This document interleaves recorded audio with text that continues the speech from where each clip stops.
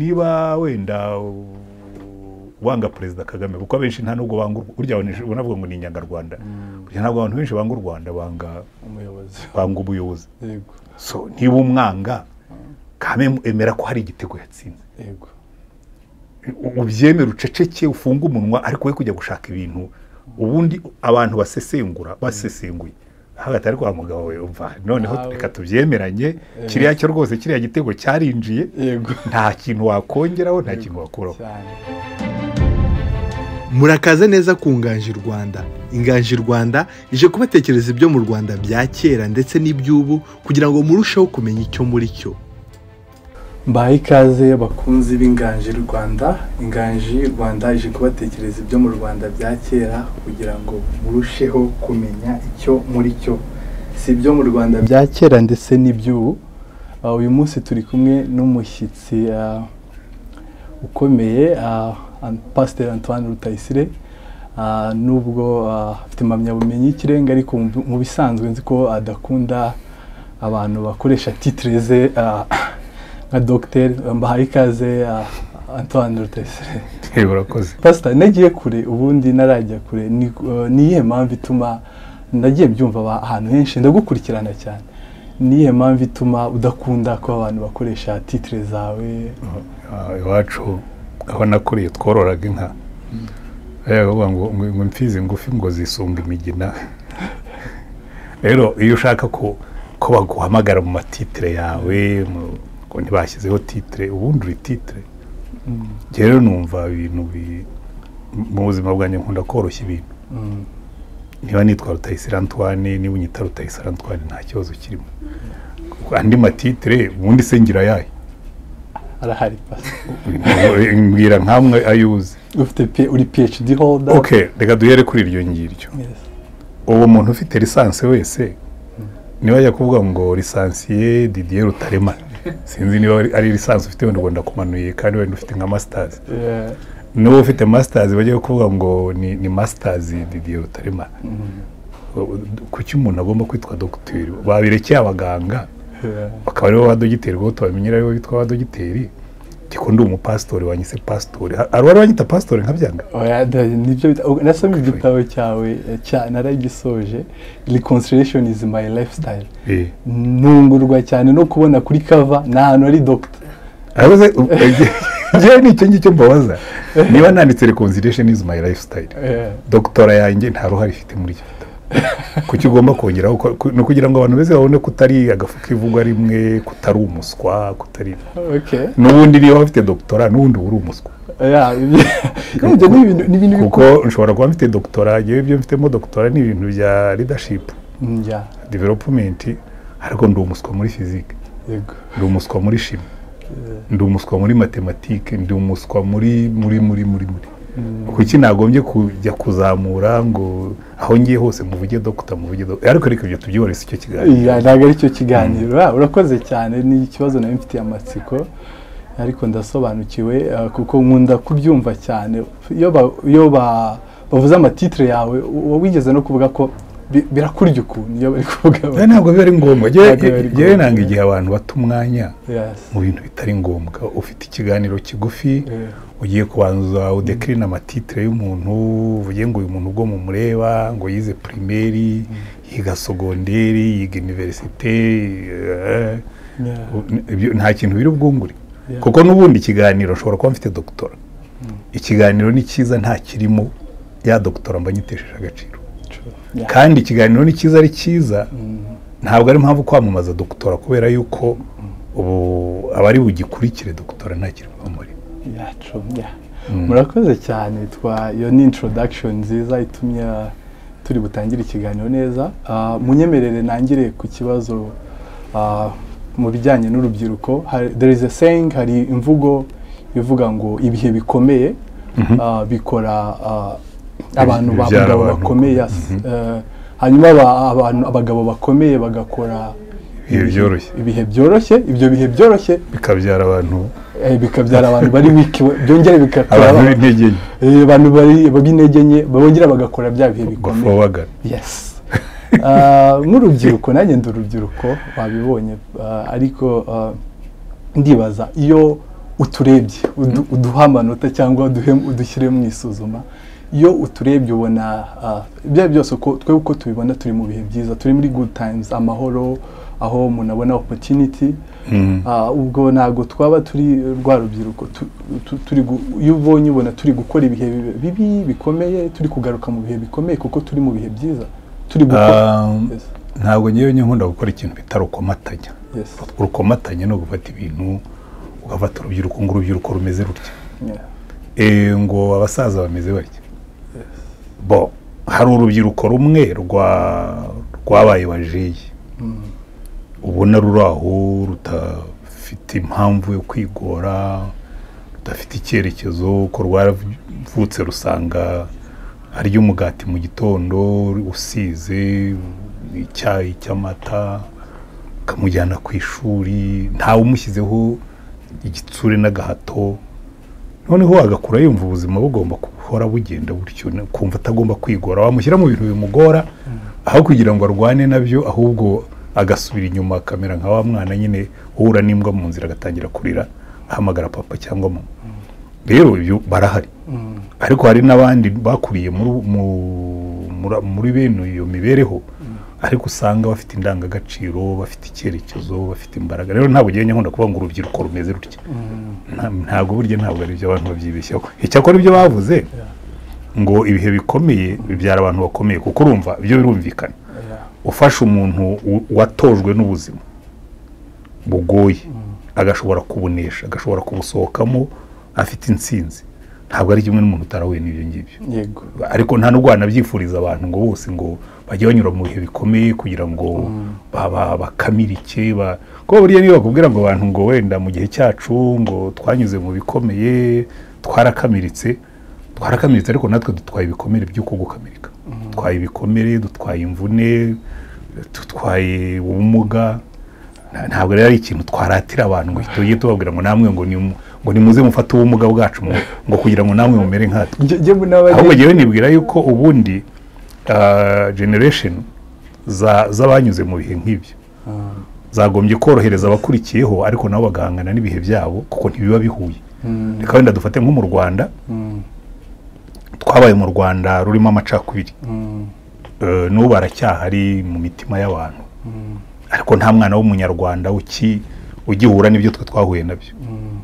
Ariko ntibikuraho ko namwe mufite ibyanyu bibazo. So icyo twagombye gukora ni ukuvuga ngo kereka nigisha uyu muntu guhangana n'ibibazo, kuko nubwo atazahura n'ibyo nahuye nabyo, nawe afite ibindi azahura nabyo. Twe twarangizaga kwiga akazi kagutegereje, ko leta niyo yatangaga akazi, warangizaga kwiga baramaze kuguha akazi, ngo murarangiza muri 100,000 ingahe mu mwaka mugahura n'ubushomeri. Uko bivuga ngo mwagombye gutegurirwa guhangana n'isi isiganwa, sunikana, ibyo twese tutabonye. Uricara mu buzima ufite telefone mu ntoki, isi yose yaraje igusanga aho wicaye, urafungura YouTube ushaka wenda kwishakiramo ikiganiro kikubaka, ugahura n'ikindi kigusenya. Twebwe ibyo ntabyo twahuraga nabwo, kuko nta internet yari ihari, nta YouTube, nta X, ntaki. So ubwo bivuga ngo ntibivuga ko tutahuraga n'ibigeragezo, ariko ntabwo twahuraga n'ibyo muhura nabyo. So rero bikwereka ngo icyo abantu bagombye gukora ku gisekuru gihereza ikindi, ni ukubategurira guhangana n'ibibazo byabo, ariko ntitubaratire ngo twebwe ngo twahanganye n'inzara, ngo twajyaga kwiga primaire tutariye bya mu gitondo, ngo twatahaga saa sita tukajya kugera mu rugo inzara yakwishe. Ibyo ngibyo ntabwo ari byo waratira abantu, ni ibibazo twagize, ariko ntabwo ari ibimenyetso by'ubutwari. Ngira ngo hari ibyo tugomba kwemera. Abantu benshi bakifuje, ngiye ku giti cyanjye rwose wakwifuje ko warabayeho mu gihe cyacu. Njye ndi kuvuga nakifuje, icyo ngiye kuvuga nakifuje kugira umubyeyi umeze nkawe, kuko ababyeyi benshi ntago berekana ko ibihe babayemo bikomeye cyane, ugasanga byari bikomeye n'ibyo ntabwo babaga ba mbere ibintu nk'ibyo. Ariko ibyo ngibyo byerekana byo tujye tubishyira burya. Ngewe mbona abantu benshi babeshya. Twabaga wenda ngewe mbivuze navuga ngo nabaga uwa mbere, ariko si ko buri gihe nabaga uwa mbere. Ariko hari umubyeyi ukubwira twebwe mu gihe cyacu twabaga wa mbere, none se mwese mwabaga wa mbere. Reka tujye tubwirana ukuri, abantu twese turiho twese twabaga wa mbere.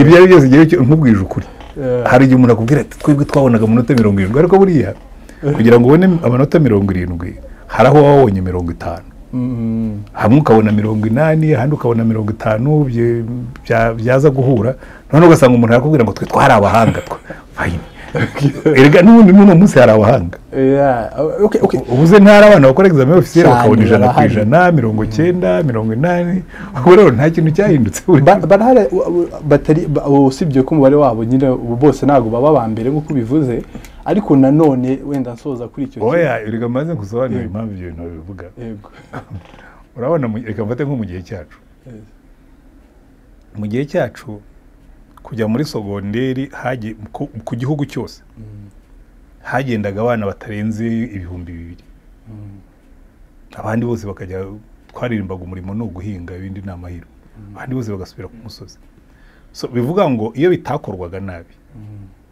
n'ubundi ufashe mu bana bakora ibizamini ugafata 2,000 ba mbere wasanga bose bari mu manota 80%. Nuko byari bimeze tukagenda twarangiza sogonderi bakongera bagakora nk'ibyo twageraga muri universite ugasanga nko muri nari muri promotion ya 77 ugasanga muri universite mu wa mbere twagiye turi abanyeshuri batarenze 150 nanone ubwo ugiye ugafata abarangije sogonderi igihugu cyose ugafatamo abana 150 ba mbere wasanga n'ubundi bafite ayo manota uretse ko icyo gihe byanyuzagamo hakazamo n'ibintu byo gucangacanganya no kwemererwa nk'uko babyitaga ariko rero ntabwo nta kintu cyahindutse ubwenge ntabwo bwasubiye hasi wenda dushyira akadomo kuri icyo kibazo cya mbere icyo ndibaza njya nganira n'abavandimwe ndetse n'inshuti zanjye urubyiruko tungana tukibaza se ubu kweri tuzagira abantu dufataho icyitegererezo cyangwa abagabo wenda nka Pastor Antoine Rutayisire ahubwo icyo ni ikibazo abantu akenshi njya mbwira abantu nkabwira ngo abantu bibaza ibibazo bitari byo nkubwiye neza yuko ngana nawe nta n'uwari uzi kombaho so hari igihe umuntu abona umuntu yarakuze ariko buriya ngomba kuba yarakuze ari special kabera nyamara mu gihe cyo twanganaga nabo twari dufitemo n'ubumediocrite bwinshi ibintu by'ubucafu by'ububwa ukagenda ubusiga inyuma ureka ukagenda witunganya yewe mpamya yuko abenshi buri gihe ugafata abantu uzi bibitangaza bari kumvuga ukinjira mu buzima bwabo watangazwa no kubona ko mu myaka yabo bangana nabo bari bameze nk'uko mumeze kuko buriya ikibazo si ukwibaza ngo ariko buriya ngo tuzamera nk'abariya abantu ahubwo ikibazo mwagombye kwibaza ni ukwibaza ngo umuntu aca mu yihe nzira kugira ngo amere gutyo ahubwo mwibaza ibibazo bitari byo wese uzagenda ufata umuntu wowe ufite imyaka ingahe ufite imyaka 27 ni 7 okay yewe mfite 67 hagati yanjye nawe harimo imyaka 40 muri iyo myaka 40 hari ibintu byinshi nagiye mpindura hari ibintu byinshi nize hari ibintu byinshi nungutse hari ibintu byinshi nagiye ntunganya muri jye uretse ko abantu benshi batabikora aho niho ikibazo kinari no mubangana nanjye kandi igihe sinishyira mu bantu b'ibihangange nuko mwebwe mufata n'abantu mukabagira ibitanga sinzi njye nibaza nkoze ariko buriya wenda ndwaye complexe d'imposture aricyo bita complexe d'imposture no kuvuga ngo none baba baranyibeshyeho hari nibaza ngo buriya ntabwo abantu baba bakwibeshyeho bakakuzamura bakagushyira hariya bakakugira igitangaza kandi ubundi uri umuntu usanzwe rero icyo nkubwira nubona umuntu w'umusaza ushaje ku myaka 67 70 navuga uzumva ari igitanga ko hari ibintu byinshi azi hari ibintu niba narize nkiga primaire nkayirangiza ubwo hari ibyo nungutse niga secondaire ndayirangiza ubwo hari ibindi byiyongereyeho niga bachelors ya University y'u Rwanda kucyo gitwebwe baccalaureat yari itandukanye na lisansi imyaka 3 ndayirangiza ubwo nize igifaransa nize ikinyarwanda nize icyongereza n'ibindi bishamikiyeho mvuyemo nize lisansi ndiga literature y'icyongereza y'abanyamerika y'abanyafurika ubwo ibyo byose birimo birungura birimo birubaka ikintu mbivuyemo nkoze masters mu bintu bya education ubwo aho naho hari ibindi byiyongereyemo mbivuyemo nkoza akazi mu ntuza zitandukanye nkoze masters mu bintu bya leadership nkoze n'amaseminari uteranije ibyo bintu byose wowe uri umwana w'imyaka 27 ugiye kwigereranya n'umuntu wakoze imyitozo ingana gutyo.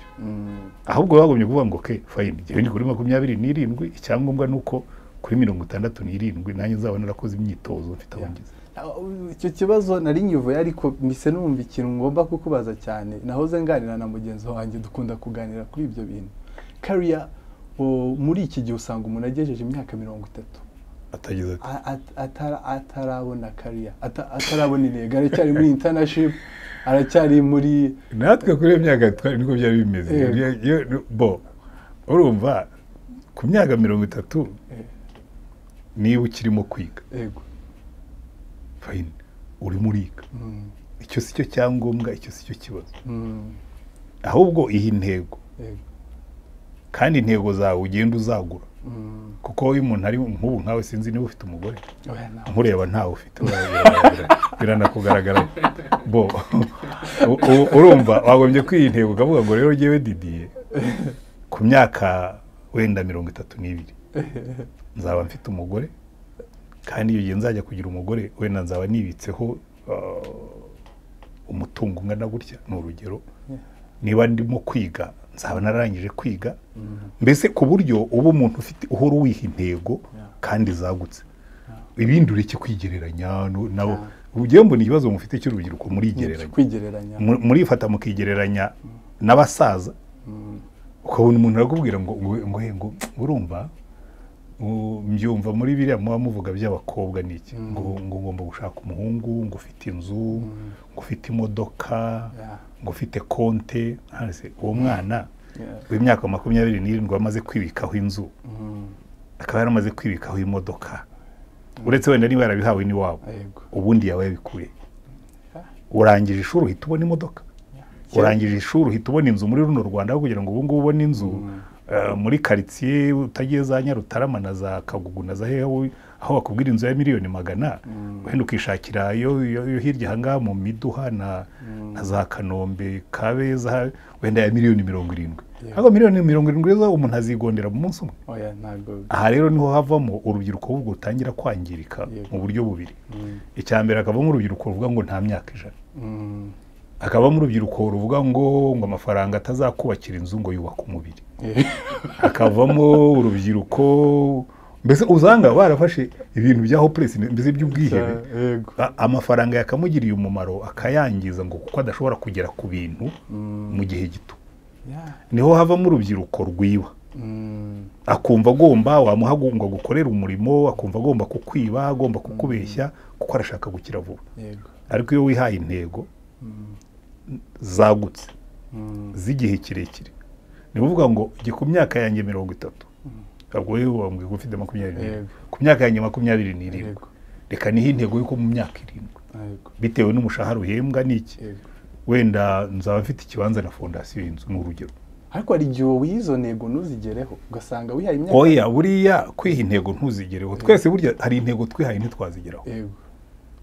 wagera mu nzira ugahindura intego wenda ugavuga uti nipashije muremure nk'uko musigaye muvuga ukavuga toya ndibwira ko nishobora kuba nipashije muremure ariko intego zose burya wihaye umuntu umwe yaravuze ngo nupima kurasa ku ijuru niyo utanagezayo nibura uzarasa hejuru y'umusozi ariko ntabwo uzarasa mu kabandi iyi ntego nutanazigeraho uzagera kuzizegereye ariko yo kubaho ubuzima butagira intego icyo nicyo kintu cya mbere mbona mu rubyiruko kinakomeye kivamo abantu ubona bakubwira ngo urumva ngo ugiye nta anko nta anti izo ni imvugo mbumva ahubwo rero natwe nta anko twari dufite nta n'abandi twagiye twishakashakira ugaca hariya wazajya kubona ukabona hari ibintu aho noyeho kugira intego gushyiraho intego biranangaje cyane ibintu byinshi urabizi byo mu rubyiruko ariko niranwa nabaye pastor imyaka 17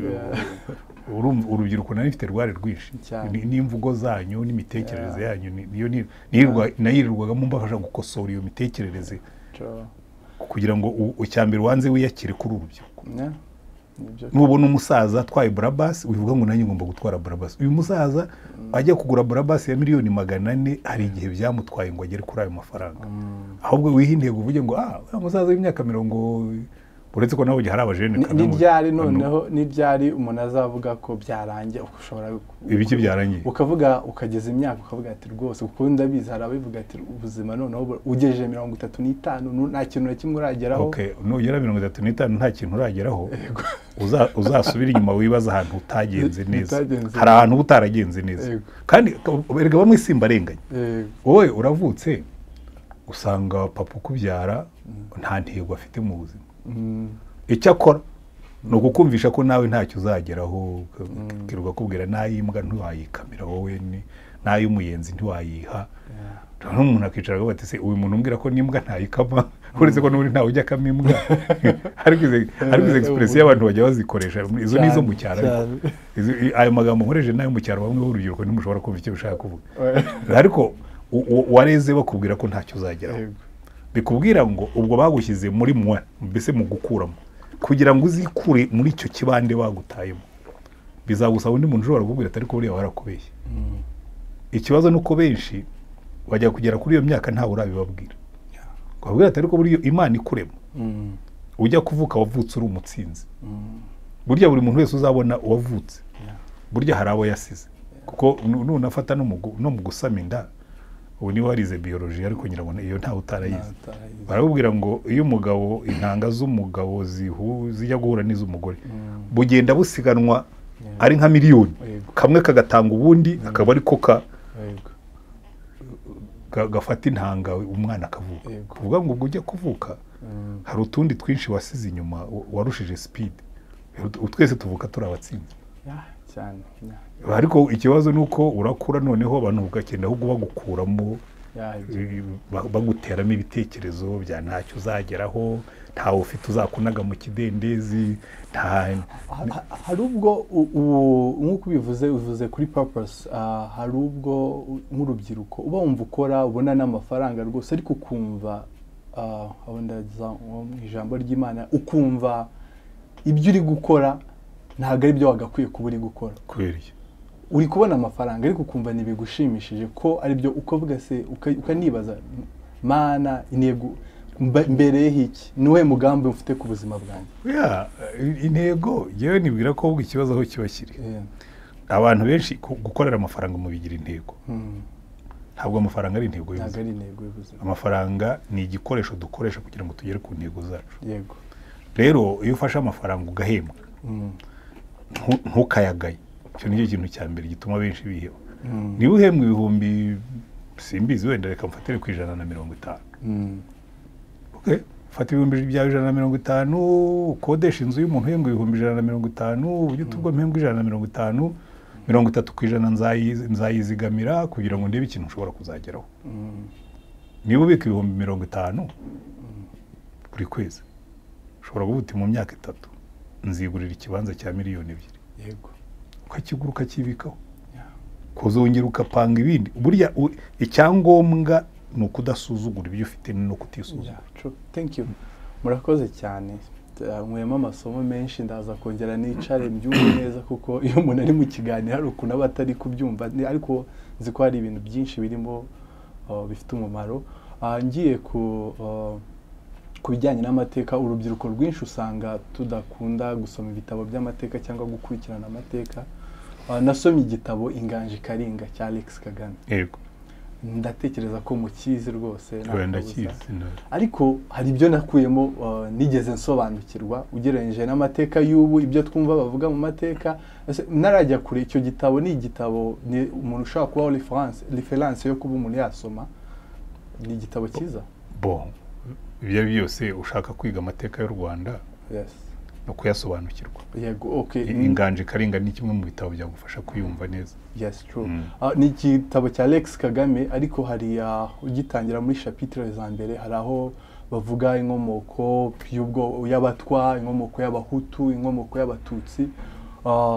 Ukagenda wumva ko bavuga ko abahutu baturutse ahananga baza basanga ishyamba ryarituwemo n'abatwa, ibintu nk'ibyo bakavuga. Niba nibuka neza numva ko bavuze ko abahutu ngo baturuka muri Abyssinia muri Chad na Cameroon. Ariko mu by'ukuri uko amateka tuyasobanurirwa ubu ngubu siko bimeze. haba ari ukwibeshya uko yamusobanurirwa nande niko tubyumva mu biganiro rega dusubire inyuma dukore nk'abanyabwenge ubundi ibihugu byose byatuwe bakurikira ibyo bita migration of populations so abantu bagenda bimuka iyo abantu batangiye gukora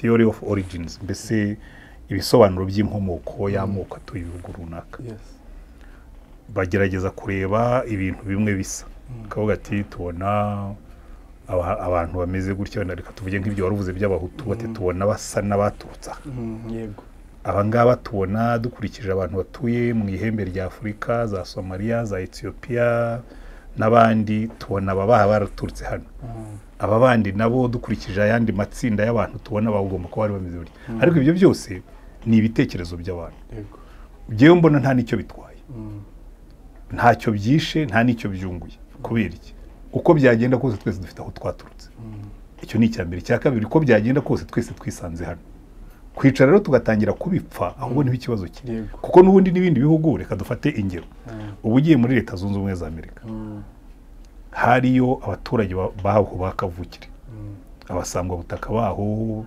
bafite uruhu rwenda gusa n'urw'abahinde ariko rutari nk'urw'abazungu n'ubu baracyahari nubwo ari bake abazungu bajyayo bashakisha nta nubwo bagiye gushakisha abo bahinde bagiye bazi ko ari inzira y'ubusamo ibajyanye mu Buhinde nyine hirya mu Buhinde nyabuhinde baragenda bagonga Amerika baba barabivuze bati tudekubuye Amerika ariko hari abandi bari barabatanzeyo nyuma baza gutwara abirabura babagira abacakara nabo bahinduka abaturage ba Amerika kubera ubucakara nyuma uko ibihe bigenda biza abantu barafata green card abashinwa bajyayo abakoreya bajyayo Leta Zunze Ubumwe za Amerika Canada n'ibindi gihinduka igihugu cy'isi yose yego sindabona barimo kubipfa yewe uretse ubuswa bw'abanyafurika buri abanyafurika sinzi dufitemo ibintu by'ubuswa buri kugira ngo buri nta nubwo navuga ngo ni karemano ni gaterano n'ubuswa gaterano umuntu aricara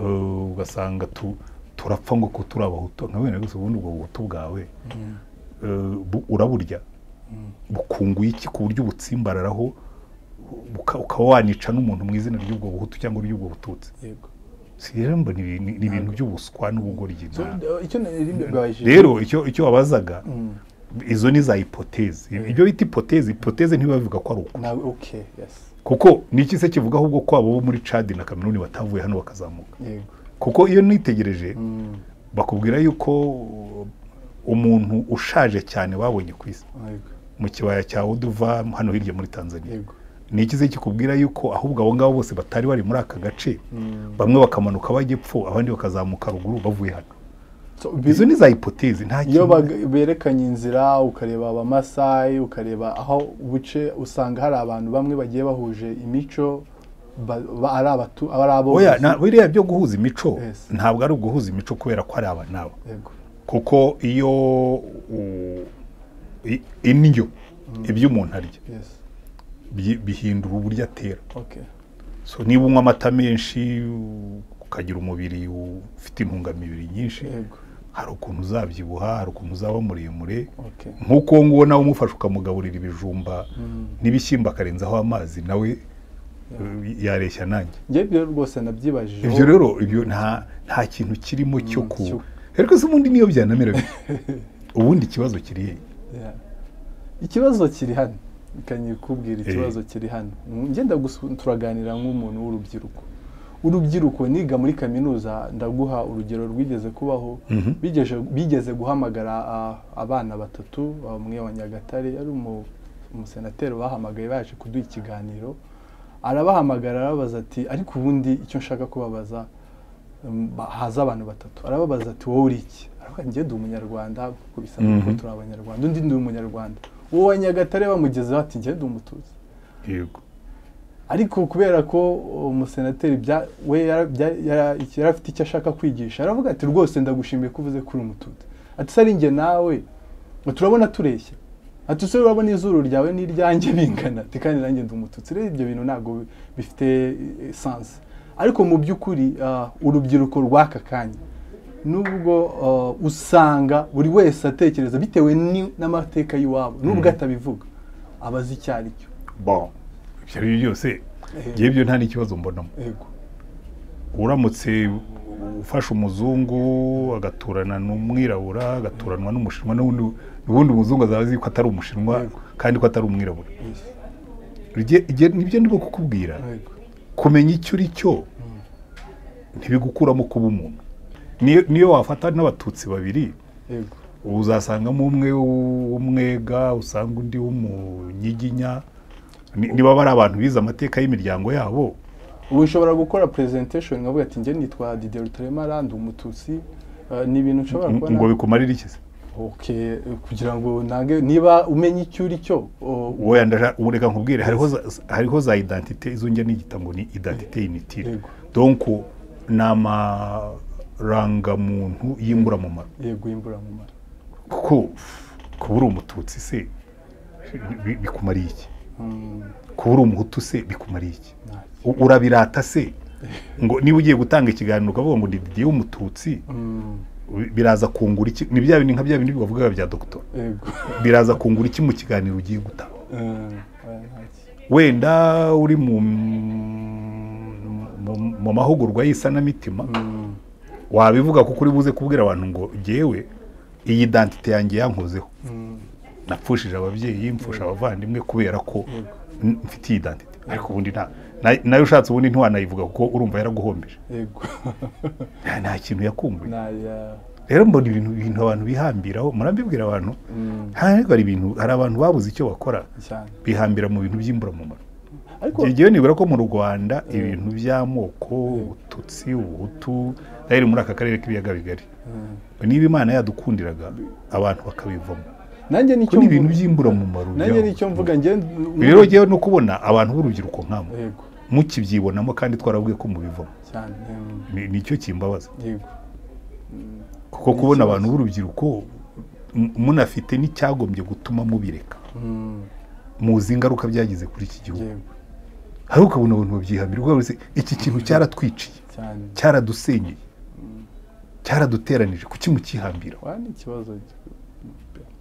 reka twikomereze ikiganiro reka dukomeze ikiganiro cyo nashakaga kukimenyaho ariko ndasobanukiwe kwinganje hari uransobanurira nibyo bita hypothèse des origines donc kugerageza ibisobanuro by'inkomoko ariko ntabwo ari byo byagombye guteranya abantu thank you nahoze mbikubwira dutangira ko nasomye igitabo cyawe Reconciliation is my lifestyle maze igihe kinini nyisomye naje bundi njyewe sinigeze ngura nicyo gitabo cyonyine naguze ibindi narabitiraga cyangwa nkabikodesha wari ukwiye kwiga kugura ibyawe ukabitira narakiguze nyitiza uyu mugabo hanyuma ahita agita yarakinsubije niyagisomye nta mwanya afite ubundi nta mwanya yabonye ariko nza kugiha umugande yarakinsabye ndakimuha kuko nawe narasoje kugisoma yaragikunze kuri chapitre nago nyibuka niyo mpamvu nago hari ibintu nari kwibuka neza ariko mu mashapitre ya nyuma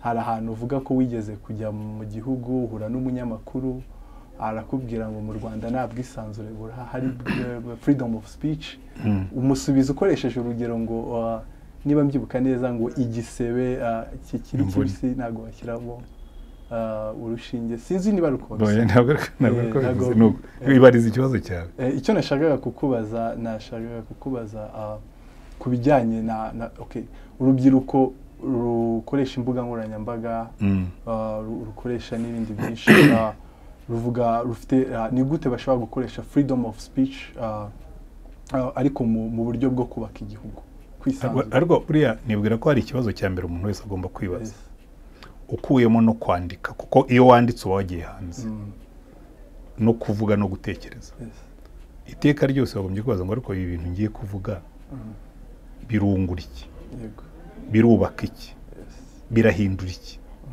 rero ugiye mbona mwebwe ahubwo mujya hanze ukabona umuntu aratukana ibitutsi nayuvuga ngo nk'iby'abashumba ibyo ntabwo mushobora kubyumva ngo ibitutsi nk'iby'abashumba ibitutsi bigaragaza umuntu utarize cyangwa utagira ikinyabupfura kibaza se uru ni rwo rubyiruko rurimo gukoresha imbuga nkoranyambaga reka tuvuge nk'umuntu aho mbibona nk'umuntu ashobora kuba yicaye hanze cyangwa yicaye na hano kumbona yo mu byandika muhindura amazina mukiyita ngumba y'ingwe mukiyita nkone y'imbwa n'andi mazina nk'ayo ngayo wiyise nkone y'imbwa upostinze ibintu kuri X cyangwa kuri Instagram undi araguteruye ati wa nkone y'imbwa we ko kuri nkone y'imbwa aragututse ubundi iyi exchange murimo gukora murimo murubaka iki uretse gukora ubuswa gusa n'ubutagiye jewe nibwira ko iteka ryose umuntu wese ushaka kuzagira umumaro haba kuri ku mbuga nkoranyambaga haba ku biganiro yicaranye n'abandi nk'uko twicaranye yagombye guhora iteka yibaza ikibazo ngo ariko ibintu ngiye kuvuga ibintu ngiye gukora birungura iki ibintu bidafite umumaro bivemo bireke nta mpamvu yabyo noneho hariho n'urenzaho bakaba bizi ko hari abantu jewe nabo baba negativiste ndabumva iteka ryose hari umuntu ufite ikintu sinshaka kumwamamaza ariko kirahari afite ikintu cy'ikiradiyo hirya iyo ngiyo iteka ryose ikintu cyiza cyose kibaye mu Rwanda agomba gushaka ibintu acyandikaho byerekana ko icyo kintu ari kibi cyangije narebaga amakomanteri yakoze ku masiganwa y'amagare twe mu Rwanda amasiganwa y'amagare asize ibintu bifatika ariko ugiye ukumva ibintu yanditseho asesengura agira gute nk'abantu nk'uyu ubu iyo afashe ibintu abantu bose babonye isi yose yashimye we akerekana yuko ibyo bintu bitari byo kandi we ni na mukuru ni wo muri generasiyo yacu ndanamuzi na kera uyu nguyu yariye umwanda ibyo uriye nibyo uhumura nkabyo ubwo si uburwayi ko ntabwo ari uburwayi burya hari igihe abanyarwanda bacaga umugani ngo wanga umugabo ngo ukamwangira n'ibyivugo ngo bivuga ngo n'ibyiza yakoze ugomba kubishakira inyito mbi kaze ibi bimaze si n'ubundi niba wenda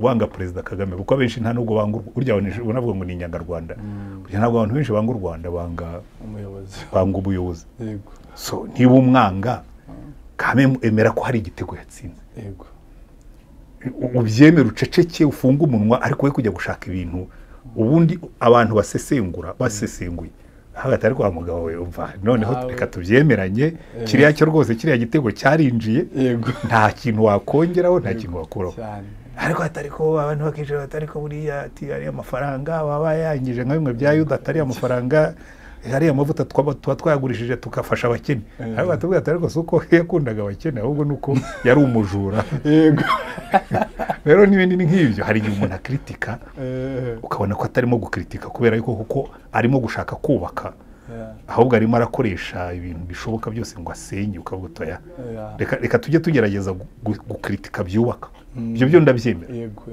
rwose uri umuntu ufite logique ugakritika ugashaka ibintu bifatika nk'ubu ngubu wenda dufate nk'ibyo by'amagare navugaga ukaza rwose ukabisesengura neza ukatwereka bifatika ukatubwira utumva ibi bintu nabyihagarariyeho ndabibona hari abantu bakubiswe babujijwe mu dendezo bagize gute kuko nari mpari nk'urugero nka NS2 umuntu nk'urubyiruko rwifashe rukavuga ati twe tugiye kureba muri NS2 turebe ibibazo birimo cyangwa izindi gahunda za leta twandike plan tubagaragariza ati usanga mu bihugu nka Kenya ibyo bintu bibaho leta isohora ikintu kimwe n'abantu bari kuri opposition bakandika ikindi kintu cyabo bakereka leta ku buryo leta igikoresha ibyo bintu inakosora amakosa ari mu buryo bwiza ibyo umva ntacyo byaba bitwaye oya no mu Rwanda ariko kugira ngo kugeza no munsi nta muntu ndumva bahaniye yuko bakoze plan ukavuga utari no plan ni nziza ariko dukoze dutya tugakora dutya yaba nziza kurutaho kuki n'abantu babikora nkuko n'abantu nabanebwe mu mitekerereze cyangwa n'abanyabwoba kuko ngewe mbona mu Rwanda hari abantu biremyemo ubwoba bw'uko iyo uvuze ibyo utekereje ngo ushobora kubizira. Ariko ujya murambwira abantu nk'abagani ntoya, ntabwo iyo uvuze ibyo utekereje wabizira, ahubwo iyo uvuze ibyo utekereje bisenya iyo twaganaga. Ibyo byo rwose ntabwo byaguhira. Hari abantu banenga ntabwo byaguhira, kuko hari abantu banenga bakanenga, ukabona se ubwo ngubwo unenze wongeyemo n'imvugo. Ibyo ntibyaguhira. Ariko ubundi kuvuga ngo iyi plan ni nziza, ariko ishobora kuba nziza kurutaho twongeyemo n'ibi. Ibyo nibwira yuko ubundi mu Rwanda nta kintu byagutwara cyane. Uravuze ngo hari nk'umuntu rwose uhera ku wa mbere kageza ku cyumweru nta kintu kiza na kimwe abona. Actually uribaza se uyu muntu koko wenda tuvuge ko hari ibitagenda neza, ariko se nta rimwe nta kintu kimwe kiragenda neza. Oya reka buriya hariho abantu ibyo navuze kubwira, hari umuntu waravutse nta kintu kiza bamubwira, bakamwigisha ko ubuzima nta cyiza azabona, nta cyiza kimutegereje, noneho niba ari uko watojwe ni uko uzagenda. Noneho bikaba kaga iyo agize n'umugisha wo kwiga, kuko ugize umugisha wo kwiga biguhaye ubushobozi bwo kwandika no kuvuga, noneho ugiye kuvuga kwa kundi watojwe. Icyo ngicyo ni ikibazo. Ikindi cya kabiri, hari abantu baba bifitiye ibikomere. Nk'ubu ngubu uricaye hano, uri umusore ufite imyaka 27, warize ubona lisanse, ushatse akazi ntukabonye, ugeze aho ngaho uhinduka umurakari. Noneho ugatangira kurakara, ukarakarira abantu bose bari mu gihugu, ukarakarira leta. Nkavuga rwose leta, ubundi leta ikikora irema umutekano, ikarema, ariko ntabwo leta itanga akazi. Iyo ni inyigisho twakuye mu Kibirigi, yuko leta itanga akazi. Ubundi leta irema uburyo butuma akazi kagenda, abantu bagahanga ibintu, abantu bakarema ibintu. Ubuse twese tuzabona akazi muri leta. Leta sifite imyanya ingana. Hari ubwo ugiriye igikomere muri uko gushaka akazi, usabye akazi muri leta, wenda nibigenze neza barakwibye. Ni ibintu byabaho, ni ibintu bisanzwe. Barakwibye? Okay, ni ko ugenda uvuga. Oya. Reka mbyemere ko wakwibye. Wapurayinze akazi, ukoza amateste, uranatsinze, ubonye amanota, ariko umuntu akurushije connections, akazi aragatwara. Niwe ugahawe ndetse ariko rero buriya hari ikintu kera mama yajyaga atwigisha ikintu. Aravuga ngo umuntu nabona umugisha ngo ntukababare, ngo buryo watwaye ntiwari uwawe, ubwo wawe urahanye. Iga gutekereza bitandukanye, uvuge ngo fine, kariya kazi sinakabonye, ariko isi ntirangiye, ntabwo yarangiye, nanjye sinapfuye, n'ubwenge bwanjye ntibabwibye. Jewe nshobora no kubwira ko wagiye ukicururiza amandazi, kureba ahantu ujya, ushaka umuntu uzi guteka amandazi, ushaka igishoro ucuruza amandazi, uzave ku mandazi ujye ku bindi uzamuye. Uriya ikintu cy'ingenzi ni ukwiga gutekereza bitandukanye n'uwo murongo wa wafashe. Niba uciye muri uno muryango ntukinguke, ariko hari indi miryango ubutegereje. Wijya mu burakare ngo ubyimbe umutima, utangire gusenya no kwangiza, ibyo ukaba umurakare. Nugomera nk'aba mwana wasangiraga n'abandi, ariko yari afite itama rito, kabona abandi bana kabisa barabivutura bakamira, bakavuga ageza bakajya bata ibirya agatera inyuma, atize kurimo guta inyuma, ati nugutana guta ubundi. Pastor, sinasoza nakubajije kuri leadership. Umuyobozi mwiza nk'urubyiruko, impamvu mba nkubajije iki kiganiro akenshi kigamije kuba urubyiruko turi muri ibi bihe, navuga ko ari byiza, amahoro turayafite, opportunities zingana. Umuyobozi mwiza aba ari umuyobozi wize, ufite ubuhanga, cyangwa se wize leadership nk'uko watangiye bitubwira. Umuyobozi mwiza ni umuyobozi umeze gute? Icyo ni ikibazo cyiza, ariko ni ikibazo kiruhije kugisubiza mu mwanya muto nk'uyu nguyu. Ariko ubundi umbwiye uti mpa mu magambo magufi umuyobozi mwiza. Icya mbere, umuyobozi mwiza ni umuyobozi uba icyitegererezo. Bivuga ngo agomba kuba ari umuntu ufite imico n'imyitwarire itangiza, ufite imico. Kuko nicyo kintu buriya Yesu yigeze nako si na Yesu wabivuze, ariko uretse ko nawe hari ibindi yavuze. Hari igihe Samweli yagiye kwimika Dawidi, noneho bamuzanira Eliyabu, Imana iramubwira ngo uramubwira yigendere namugaye. Bazana Mina Diamond ishyira ku ruhande n'uwo namugaye.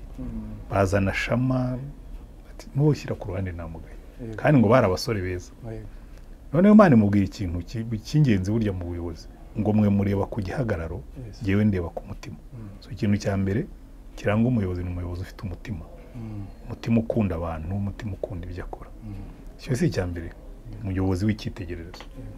Icya kabiri ni umuyobozi ufite intumbero cyangwa ufite icyerekezo, vision. Akayifata akayihinduramo ibikorwa. Kuko hari abantu benshi cyane cyane nkamwe b'urubyiruko vuga ngo ngiye mfite vision, kandi ko buhoro buririmba ko ufite vision nkaho mbona utava huri. Icyo gihe uba ufite inzozi, ariko abantu bamwe barota nijoro, akarota atwaye imodoka, bwacya mu gitondo agasanga ntafite n'igare. Hari umuntu umwe yaravuze ati burya ariko abantu barota bakanuye, ujye ubatinya kuko bashobora guhindukira inzozi zabo bakazihindura ukuri. So umuyobozi mwiza ni umuntu ugira inzozi ariko agafata umwanya wo kuzihindura ukuri. Icya gatatu, umuyobozi mwiza ni umuntu uzamura abantu. Urabizi burya abayobozi benshi aricara aho kugira ngo azamure abantu ubwo akabasubiza hasi. Umuntu umwe nigeze kubisoma ahantu, umuntu umwe yaranditse ngo ariko ngo ntugate igihe uzimya buji z'abandi. Kuzimya buji z'abandi ntizituma iyawe yaka kurusha uko yakaga. Hari abantu ariko bameze batyo, iteka ryose aba yumva agomba gusubiza hasi abandi, agomba kubabyinagaza. Uwo ntabwo ari umuyobozi mwiza. Umuyobozi utazamura abantu ngo abahe amahirwe, abatoze, abazamure, ngo ntuzamutegerezeho byinshi. Rero hari n'ibindi nakongera ariko kugira ngo ibyo ngibyo nibyo bintu bitatu by'ingenzi. Umuyobozi wenda icya kane nakongeraho, umuyobozi uhora iteka ryose ashaka kuzana impinduka, innovation.